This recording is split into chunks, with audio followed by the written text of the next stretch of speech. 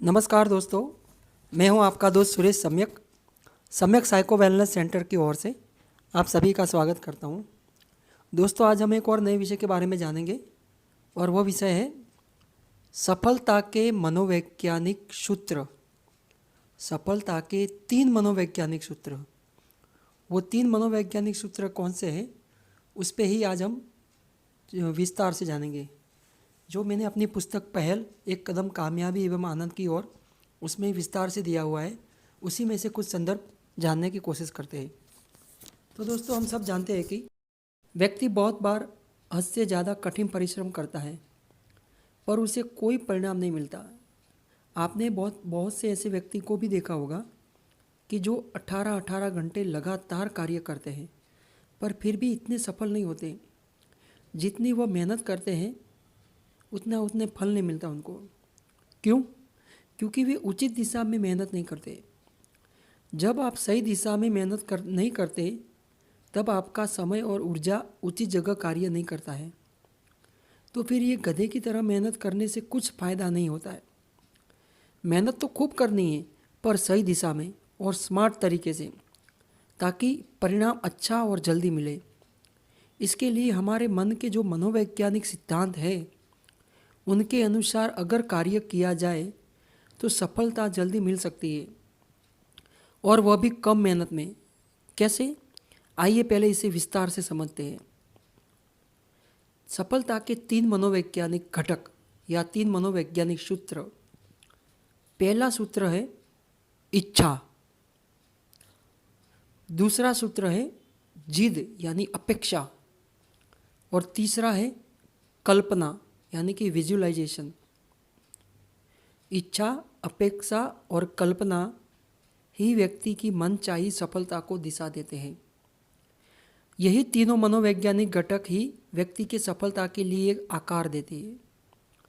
जो कुछ भी व्यक्ति पाना चाहता हो, जब आपकी इच्छा प्रगाढ़ रूप से किसी भी चीज़ के प्रति आकर्षित होती है तो मन में एक मनोवैज्ञानिक नियम कार्यरत हो जाता है, और उस नियम के जरिए व्यक्ति अपने भीतर से उत्साहित और प्रेरणात्मक होकर एक दिशा में कार्य करने लग जाता है, जिससे वह अपने बनाए लक्ष्य व मुकाम तक आसानी से पहुंच जाता है। शर्त इतनी है कि उस इच्छा को बरकरार रखना चाहिए जब तक मंजिल न मिले, क्योंकि इच्छा हमारे चेतन मन में प्रकट होकर हमारे अचेतन मन में होती है। फिर अचेतन मन उस इच्छा को वास्तविक का रूप देता है। अचेतन मन का सीधा नियम है कि जब तक चेतन मन से कोई इच्छा प्रगाढ़ रूप से उसमें शामिल नहीं होगी तब तक वह कार्य पूर्ण नहीं करेगा। दोस्तों, यहाँ पे ध्यान देना, अचेतन मन का सीधा नियम है कि जब तक चेतन मन से कोई इच्छा प्रगाढ़ रूप से उसमें शामिल नहीं होगी तब तक वह कार्य पूर्ण नहीं करेगा। इसलिए अपनी इच्छाओं को इतना प्रगाढ़ करना चाहिए कि आप जो चाहो वह पा सकते हो। व्यक्ति को इच्छा के साथ साथ, जिस दूसरा पॉइंट, व्यक्ति को इच्छा के साथ साथ उसकी किसी चीज़ के प्रति गहन अपेक्षा है, वह भी उतनी ही महत्वपूर्ण है। यानी कि उस इच्छा को पाने के लिए क्या आप उसमें अपेक्षा है, उतनी गहन अपेक्षा है आपकी, वह उतना ही महत्वपूर्ण है। सिर्फ इच्छा करने से काम नहीं बनेगा, उसके लिए आपकी अपेक्षा कितनी है उस चीज़ को पाने के लिए, वो भी आप पर निर्भर करती है, आपकी अपेक्षा पर निर्भर करती है। किसी भी चीज़ को पाना हो तो जिद होनी जरूरी है। अपने लक्ष्य के प्रति जिद होना कामयाबी के राह को निर्देश करता है। बहुत बार यही जिद्दीपन सपनों का पूरा करने के लिए होना जरूरी है। अगर जिद्दीपन नहीं होगा तो आप उस कार्य के प्रति आलसी की तरह बर्ताव करके उसे नज़रअंदाज कर दोगे।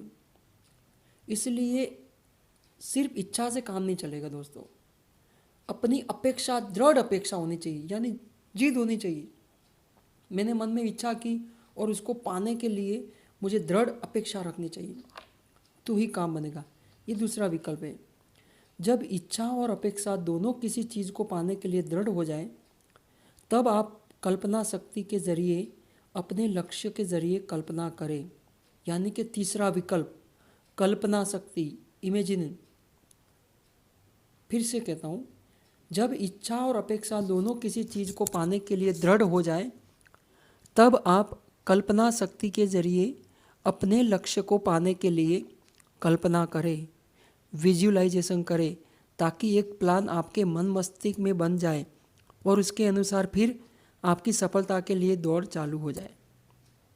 अल्बर्ट आइंस्टाइन कहते हैं कि कल्पना ज्ञान से अधिक महत्वपूर्ण है। यही बात शिव सूत्र के अंदर शिवजी भी यही कहते हैं कि कल्पना ज्ञान से अधिक महत्वपूर्ण है। कहते हैं कि व्यक्ति जितनी बड़ी सोच रखता है उतनी ही बड़ी सफलता को पाता है। जितनी बड़ी वह कल्पना विजुअलाइजेशन करता है उतना ही उसके लक्ष्य के प्रति कार्य स्पष्ट होता है। व्यक्ति का लक्ष्य स्पष्ट होना बहुत ज़रूरी है। आप क्या पाना चाहते हो उसकी अच्छी तरह से खुद को खबर होना जरूरी है, क्योंकि हमारा अचेतन मन व्यक्ति के स्पष्ट लक्ष्यों की ओर ज़्यादा केंद्रित होता है। हमारा अचेतन मन व्यक्ति के स्पष्ट लक्ष्यों की ओर ज़्यादा केंद्रित होता है। उस स्पष्टता के अपने लक्ष्य को देखें, महसूस करें। सिर्फ बातें करने से लक्ष्य सिद्ध नहीं होते, किंतु उसी लक्ष्य की छवि, इमेज अपने मन में होना जरूरी है, क्योंकि अचेतन मन शब्दों की भाषा नहीं किंतु छवियों की भाषा समझता है। यहाँ पे ध्यान देना, अचेतन मन शब्दों की भाषा नहीं किंतु छवियों की भाषा, इमेज की भाषा समझता है। जब आपका अचेतन मन इमेज को एकदम क्लियर कर लेगा अपने मस्तिष्क में, तो ही उसका परिणाम अच्छी तरह से आपको दे पाएगा। यही हमारे अचेतन मन की शक्ति है, जिसको आपको छवि के रूप में प्रकट करना चाहिए। फ्रांस के विख्यात मनोवैज्ञानिक कुए अपने विपरीत सिद्धांत के द्वारा कहते हैं कि जब आपकी इच्छा और कल्पना दोनों एक दूसरे के विरोधी होते हैं तो आपकी कल्पना शक्ति की जीत होती है। इसलिए व्यक्ति को हमेशा बड़ा सोचना चाहिए, बड़ी कल्पना जरूर करनी चाहिए, क्योंकि व्यक्ति का मन असंख्य शक्तियों से भरपूर है। उसका उपयोग करना चाहिए उसकी कल्पना शक्ति के माध्यम से, ताकि सफलता पाने में आसानी रहे। और ये अनुरूपता का नियम है, लॉ ऑफ कोरिस्पोंडेंस के अनुसार आप जो कुछ भी भीतर देख सकते हैं उसे बाहर भी ऐसा ही महसूस करेंगे। इसलिए आपको अपनी कल्पना शक्ति को जितना हो सके उतना विस्तारित करना चाहिए। बड़े बड़े सपने देखने चाहिए, क्योंकि फिर यही आपके जीवन में उतरने लगते हैं और आपके व्यवहार में दिखने लगेंगे। व्यक्ति अगर बड़ी सफलता पाना चाहता है तो उसे इन 3 मनोवैज्ञानिक घटकों को ठीक से उपयोग करना चाहिए, ताकि आप वह सफलमय और वह आनंदित रह सके। और यही तीन मनोवैज्ञानिक घटक आपको उन ऊंचाई के शिखर तक पहुँचाएगा जो आप पाना चाहते हो। अगर ये 3 मनोवैज्ञानिक घटक नहीं होंगे तो आप सफलता को कभी नहीं पा सकोगे। इसलिए इस मनोवैज्ञानिक तथ्य को ठीक से समझ ले, इन सूत्रों को फॉलो करके देखें, तो ही आपके जीवन में कामयाबी आ सकेगी। धन्यवाद।